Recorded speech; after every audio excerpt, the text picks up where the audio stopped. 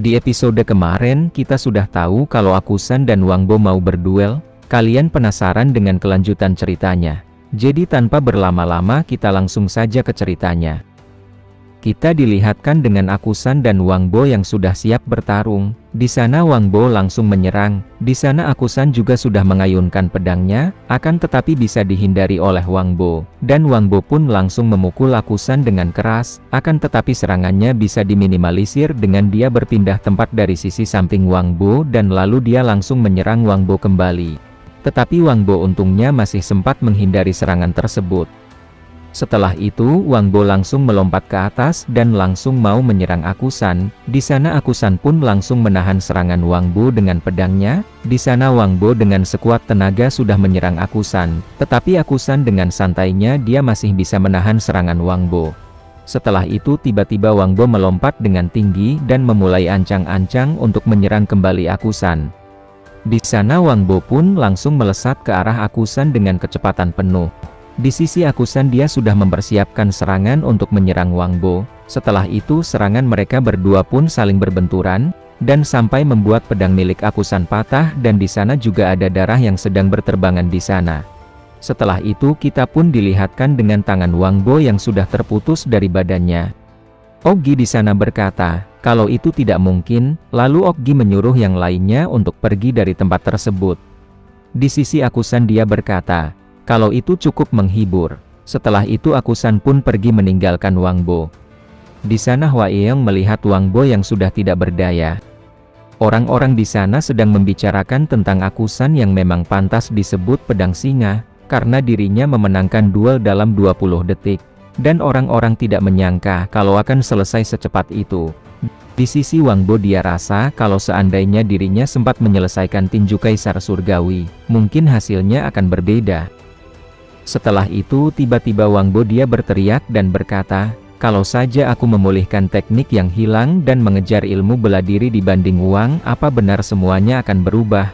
Dengan tiba-tiba ada Piao Wall di depan Wang Bo. Piao Wall bertanya, apa kamu akan menyerah begitu saja?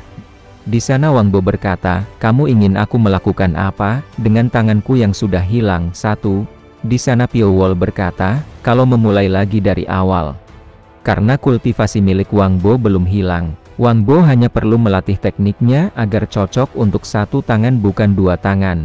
Di sana Wang Bo berkata, bicara memang mudah, tapi apa kamu yakin itu bisa? Di sana Piao Wall berkata, tetap terperangkap dalam kegelapan atau merangkak keluar hidup-hidup, itu tergantung pilihanmu. Setelah mendengar perkataan dari Piao Wall dia pun tercengang kebingungan. Setelah itu Wang Bo dia memohon pada Piao Wall untuk membantu dirinya.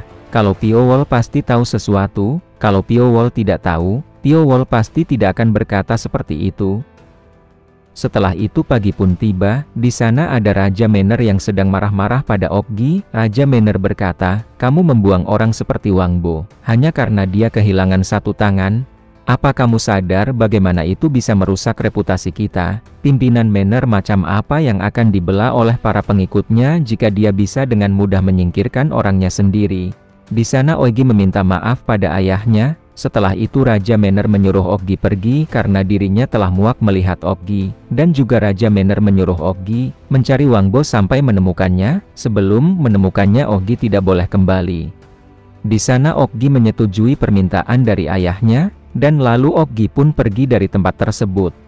Di sana Raja Manor berkata pada Bulgun, mungkin akan butuh waktu lama bagi anak tidak berguna itu untuk menemukan Wang Bo. Dan menyuruh Bulgun untuk memberitahu para tamu bahwa jamuan ditunda, dan memastikan mereka tidak kekurangan apapun. Ternyata di atas tempat Raja Manor ada Piao Wall yang sedang mendengar percakapan mereka. Di sana Piao Wall merasa kalau Oggi tidak akan pernah menemukan Wang Bo lagi. Karena Wang Bo telah memilih untuk berjalan di jalannya sendiri. Setelah itu kita dilihatkan saat Piao Wall mengobati luka dari Wang Bo. Di sana Piao Wall berkata, kalau dirinya sudah memutus aliran energi lengan kanannya yang tidak berguna dan membantu memfokuskan semuanya ke lengan kiri. Di sana, Wang Bo berterima kasih pada Piao Wall, dan dia tidak akan pernah melupakan kebaikan Piao Wall. Di sana Piao Wall merasa tidak berhutang apapun karena dirinya tidak punya alasan untuk membantu Wang Bo. Tapi di saat Piao Wol melihat Wang Bo yang berjuang sekeras itu, Piao Wol mengingat wajah yang sudah lama Piao Wol lupakan. Dia adalah Zhao Yewol, teman seperjuangan dulu saat dirinya dikurung di bawah tanah. Kita kembali di waktu yang sekarang. Di sana Piao Wol berkata, kalau benih telah ditanam, Piao Wol mau lihat pohon seperti apa yang akan tumbuh dari Wang Bo. Setelah itu kita pun dilihatkan jamuan para petinggi di Manor. Di sana ada Im Taimun dari sekte Shindo. Dia menyapa Yu Jiangrak, dan dia merasa terhormat bisa bertemu dengannya. Di sana Im Taimun berkata, kalau sekte miliknya menganut ajaran misteri gerbang tersembunyi. Di sana Yu Jiangrak bertanya, apa misteri gerbang tersembunyi itu sengaja menyembunyikan diri?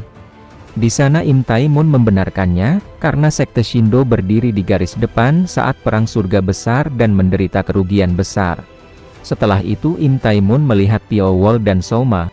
Di sana Yu Jiangrak ketakutan setelah melihat Piao Wol dan Soma. Lalu Yu Jiangrak berkata, kalau mereka adalah rekan seperjalanan menuju Dangzhou. Di sana Im Taimun meminta untuk diperkenalkan pada mereka. Di sana Im Taimun bertanya-tanya dengan reaksi Yu Jiangrak. Dia kebingungan dan penasaran siapa mereka berdua karena sampai membuat Yu Jiangrak gugup. Dengan tiba-tiba Im Taimun berjalan menuju Piao Wol. Dirinya mau memperkenalkan dirinya pada Piao Wol. Setelah itu dia memperkenalkan dirinya pada Piao Wol. Di sana Piao Wol menatap Im Taimun dengan seksama. Setelah itu Im Taimun merasa jengkel karena Piao Wol diam. Lalu Im Taimun bertanya, kenapa kamu diam? Apa kamu menolak bicara denganku? Di sisi Yu Jiangrak dia merasa ketakutan karena Im Taimun berbicara seperti itu pada Piao Wol. Setelah itu Piao Wol menyebutkan namanya pada Mi Taimun. Setelah itu Mi Taimun berbicara dengan wajah mengejek. Rupanya kamu tidak bisu, melihatmu terus bungkam, aku kira lidahmu sudah terpotong. Setelah itu ketua sekte Manor pun tiba. Semua orang di sana hormat pada sang ketua sekte. Setelah itu Raja Manor menyuruh semuanya untuk duduk. Di sisi Im Taimun dia merasa agak kesal. Di sisi Yu Jiangrak dia merasa lega, karena ketua sekte muncul tepat waktu. Kalau tidak gara-gara Im Taimun, tempat itu akan menjadi arak-arakan kematian. Di sana Yu Jiangrak bergumam, kata orang-orang kalau Im Taimun itu sahabat Okgi. Dengan hati sekecil itu hidupnya tidak akan lama. Di sana Soma berbisik pada Piao Wol, haruskah aku bunuh dia? Di sana Piao Wol berkata, kalau kita bertemu lagi. Setelah mendengar percakapan Piao Wol dan Soma, Yu Jiangrak dia pun menangis ketakutan. Setelah itu Raja Manor dirinya berterima kasih pada semuanya karena sempat datang meski di tengah masa sulit. Setelah itu tiba-tiba Bulgun lapor pada Raja Manor, kalau ada kabar buruk, kalau Nona Mok Gahi telah kabur. Setelah mendengar itu Raja Manor pun terkejut, lalu dia berteriak menyuruh menangkap Mok Gahi segera. Setelah itu kita dilihatkan di tempat Mo Gahi yang sedang melarikan diri. Di sana Mu Geom bertanya, apa Mo Gahi baik-baik saja? Haruskah kita istirahat sebentar? Di sana Mo Gahi berkata, kalau dirinya masih sanggup, jika berhenti, dirinya akan meninggalkan jejak yang mudah diikuti. Di sana Mo Gahi bertekad tidak akan berhenti meski harus roboh. Setelah itu Mo Gahi berkata, kalau yang diincar oleh Hua Yuchon bukan dirinya, melainkan pedang Gongpo.